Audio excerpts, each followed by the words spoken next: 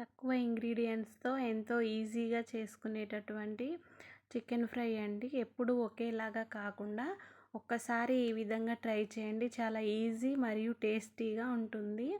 అది ఏ విధంగానో ప్రాసెస్‌లోకి వెళ్ళిపోదాం. ముందుగా స్టవ్ ఆన్ చేసి దాని మీద కళాయి పెట్టుకొని ఫ్రైకి సరిపడనంత ఆయిల్ అనేది వేసుకోవాలి. ఆయిల్ హీట్ అయిన తర్వాత ఒక మీడియం సైజ్ ఆఫ్ ఉల్లిపాయను కట్ చేసి వేసుకోవాలి. వేసుకున్న తర్వాత కొద్దిగా ఫ్రై చేసుకోవాలి. తొందరగా ఫ్రై అయిపోవడం కోసమని ఇక్కడ ఒక టేబుల్ స్పూన్ ఆఫ్ సాల్ట్ అనేది యాడ్ చేసుకోవాలి.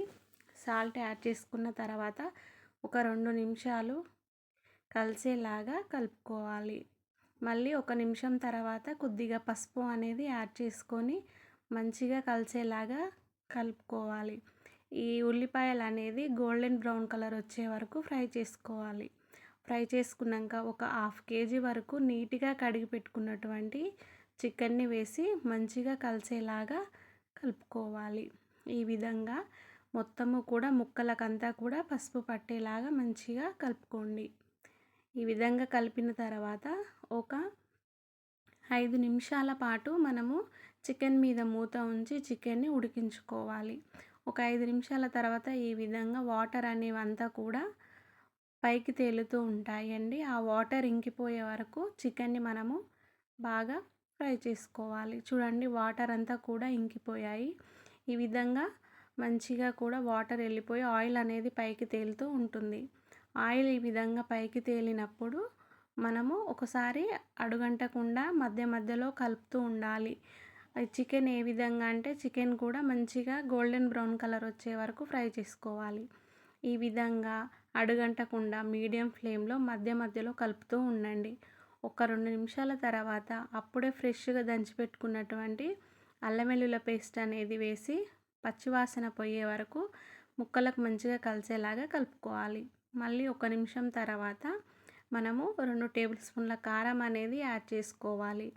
ఇక్కడ కారం కొద్దిగా ఎక్కువగానే పడుతుంది కదండి ఫ్రై కోసమని. అన్నంలోకి కానీ చపాతీలోకి కానీ చాలా అంటే చాలా టేస్టీగా ఉంటుంది. చూడండి, ఈ విధంగా 2 టేబుల్ స్పూన్ల కారం వేసి కారం అంతా కూడా ఆ చికెన్ పీస్లకు మంచిగా పట్టేలాగా కలుపుకోవాలి. తర్వాత కొద్దిగా ధనియాల పొడి మరియు గరం మసాలా అనేది యాడ్ చేసుకొని మంచిగా కలిసేలాగా కలుపుకోండి. ఈ విధంగా అడుగు అనేది అంటకుండా కలుపుకోవాలి. చక్కగా ఫ్రై అయిపోతుంది. అప్పుడు కొద్దిగా ఉప్పు అనేది చూసి వేసుకోండి. నేను కొద్దిగా ఉప్పు అనేది యాడ్ చేసుకొని ముక్కలకు ఉప్పు అంతా కూడా పట్టేలాగా మంచిగా కలుపుకున్నాను. మళ్ళీ ఒక 2 నిమిషాలు మూత పెట్టుకొని తీసుకున్న తర్వాత ముక్కలన్నీ కూడా గోల్డెన్ బ్రౌన్ కలర్ వచ్చి మంచిగా ఉడికిపోయాయి. చివరిగా మనము కొత్తిమీర అనేది యాడ్ చేసుకోవాలి. ఈ విధంగా కొత్తిమీర యాడ్ చేసుకొని మంచిగా కొత్తిమీర ముక్కలకు పట్టేలాగా కలుపుకోండి. ఇంతే, చాలా అంటే చాలా సింపుల్గా ఈజీగా అయిపోతుందండి. ఈ విధంగా ఫ్రై చేసుకుంటే చాలా బాగుంటుంది. చూడండి మీరు కూడా ఏ విధంగా ఉందో. కొత్తగా మన ఛానల్ని ఎవరైనా చూస్తున్నట్టయితే సబ్స్క్రైబ్ చేసుకొని కామెంట్ చేయండి. అదేవిధంగా లైక్ చేయండి.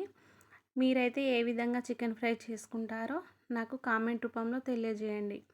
ఓకేనా? Subscribe to my channel.